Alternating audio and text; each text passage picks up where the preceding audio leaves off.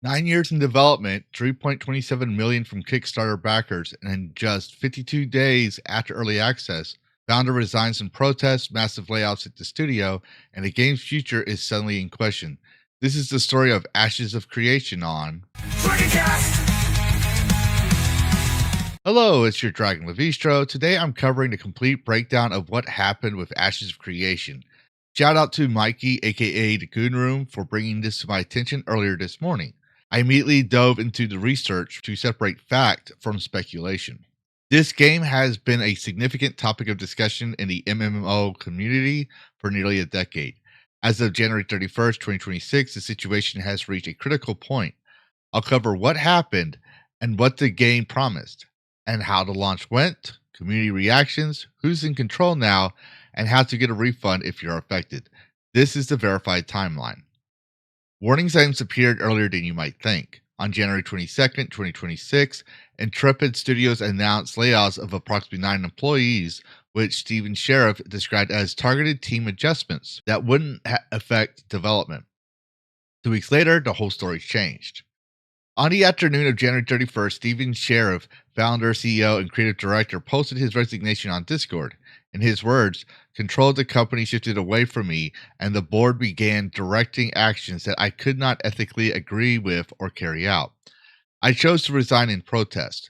He stated that much of the senior leadership resigned shortly after, and the board issued Warrant Act notices, a U.S. law requiring 60-day notice for mass layoffs of 100 or more employees. Leaked documents confirmed that roughly 250 staff at Intrepid Studios were affected, with layoffs set to take effect on Monday, February 2nd, 2026. The stated reason was the inability to meet the most recent payroll. Here's where it gets complicated. According to Insider Gaming, California business records show Sharif listed as the sole director of the Intrepid Studios Incorporated. So either those filings are outdated, the term board refers to something more complex than a traditional corporate board, or control shifted through an arrangement. We don't have the documents for those yet. What we can verify is this. Sheriff says control shifted and war notices went out. The first public confirmation actually came from Ashes of Creation content creator Theory Forge, who read the leaked Warrant Act letter live on stream after an employee sent it to him. Margaret Cron, director of communications, then posted on LinkedIn that evening, "My time has officially ended. The team was all laid off. Be kind, we have families." By morning of February 1st, dozens of developers had updated their profiles to open for work. What makes this collapse even more shocking? Just 2 days earlier, on January 29th, 2026, Sharif had published a director's letter promising a Q1 roadmap and confirming that February 13th live stream. January 29th, here's the plan. February 13th stream scheduled. January 31st, resignation and protest and war notices. A 48-hour snap cut. The servers remain up and playable as of this recording, though live stream is now highly unlikely. For context, around December 10th, 2016, Ashes pitched a next-gen MMO in Vera built around player-driven systems, especially the node system. Sharif often framed this as a studio-driven project, not a publisher-controlled one, which is why the controls shifted away from me line hit so hard. Built on Unreal Engine 5, the combat combines action and tab targeting in a third-person perspective. The core feature is the node system, 103 nodes across the map that players upgrade through activities like gathering, PvP, and quests, evolving them into villages, cities, and metropolises. These unlock housing, banks, and shops. The game features a dynamic world with corrupting zones, sieges, and caravans vulnerable to attack.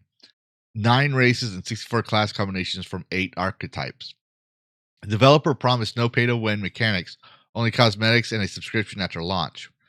Funding came from a Kickstarter campaign that ran from May to June 2017, raising $3,271,809 from 19,576 backers. Crucially, the Kickstarter included a promise. If the game didn't launch, backers would receive full refunds. Development was also self-funded, with additional revenue from pre-alpha sales. Alpha 1 launched in 2021 for high-tier backers. A spin-off battle royale called Apocalypse launched and was later shut down. Early access released on Steam on December 11, 2025, with $49.99 bundles. though a 15% launch discount brought the price to $42.49 from December 11th through the 25th, which likely boosted those initial sales figures. The scope was undeniably ambitious and aimed to be revolutionary in the MMO space. The launch generated significant interest, a strong showing for an indie MMO with early access. SteamDB lists an all-time peak of 31,882 players on December 14th, 2025. Steam's English reviews sit at 48% positive, with recent reviews around 42% as of early February. While exact sales figures haven't been officially released, third-party trackers like Gamealytic estimate sales in the hundreds of thousands, which would generate substantial gross revenue before Valve's 30% cut. The launch wasn't without issues, widespread server errors on day one, including the infamous 504 errors that players joked about for weeks afterwards. Players praised the node concept, visuals, and potential. Common complaints include bugs, grindy progression, balance issues, quays, and RMT bots. Players count dropped quickly to the low thousands, a typical pattern for MMO launches, but the layoffs significantly intensified negative sentiment. The game launched with promise of a living world, immediately ran into major server and access issues, and now the studio has collapsed. Community reactions have been intense. Across Reddit and Steam forums, the pattern is the same: don't buy, refund guys, and people calling it a rug pull, mixed with genuine sympathy for the devs. On X and YouTube, MMO Dead posts went viral with millions of views. Streamers shared leaked warn letters. However, many people expressed sympathy for the developers, echoing the sentiments: be kind, they have families. Longtime supporters felt betrayed after years of investment, while new players questioned the timing. For many, the timing of the December Steam launch is the biggest red flag. Critics argued this technical launch was a strategic move to nullify the Kickstarter refund guarantee just weeks before the massive layoffs were announced. While the studio cites the inability to meet payroll, the community is deeply divided over whether this was a failed dream or a calculated exit. Overall, reactions include anger at what feels like a rug pull, grief for the lost vision, and empathy for the 250 unemployed developers. Following the resignation, Sheriff has stepped away personally through official company filings, may not yet reflect this. But to understand how we got here, we have to look at the paper trail. According to Paradox Gaming's reportings in 2024, a 9.7% shareholder of the Yaya Legacy Trust sued Intrepid after being denied access to financial books and bank statements. At the same time, shares at our entity, Trek Holdings LLC, was reportedly suspended by the state. The red flags persisted in November 2025. According to a Reddit analysis of property records, Sheriff transferred his home to his spouse, a classic asset protection move. Then on December 11th, Intrepid rushed an unfinished Alpha 2 onto Steam Early Access. To many, this wasn't a real launch. It was a strategic one, technically fulfilling the launch requirement to avoid Kickstarter refund promises. The final blow came on January 16, 2026. According to UCC filings, Karen Borienko, a name linked to Xango, Vemna, MLM companies Sheriff was previously associated with, filed a UCC lien on Intrepid's assets. When Sheriff resigned on January 31st, blaming the board, he was likely referring to Borienko herself. Sheriff was on the board for years, but it seems he took on debt he couldn't pay, and the creditors finally came to collect. As to what happens next, usually follows one of three paths: emergency funding, asset sale, or quiet shutdown. As of now, there is no confirmed public filings that settles who has control. Only sheriffs claim that control shifted and hard evidence of mass layoffs due to failures to meet the payroll.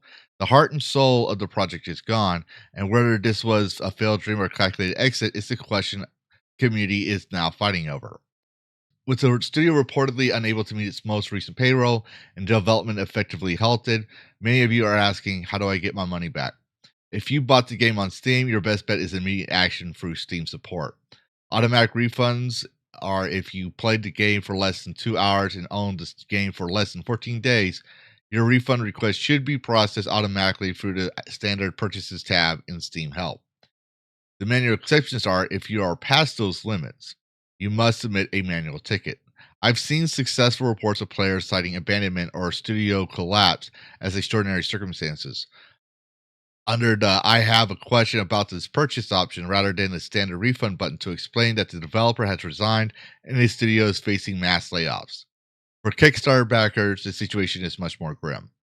The original promise was a full refund if the game didn't launch, but many legal analysis pointed out that December 11th Steam release likely technically counts as a launch, potentially voiding that guarantee.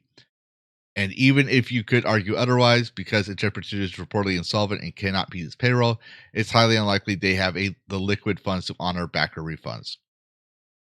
Your last resort may be a credit card chargeback, though these are often limited to a 120-day window from the original transaction, which, for most backers, was years ago. For those who bought cosmetics on the official website, Intrepid's own policy states that these are generally non-refundable, and with no staff left to process support tickets, those funds are likely lost. The game remains available on Steam for now with no shutdown notice. The future is uncertain. An IP sale is possible, but former staff members noted the heart and soul of the project is gone. That's a complete picture of Ashes of Creation's collapse, from years of anticipation to shutdown in a record time. What do you think? Is this salvageable or is it over? Leave your thoughts in the comments and subscribe for more gaming news. Happy gaming. Worlds clash in endless collision. Gaming news with a fierce precision. With a spark so wild it breaks the norm. In the tempest eye of cyberstorm.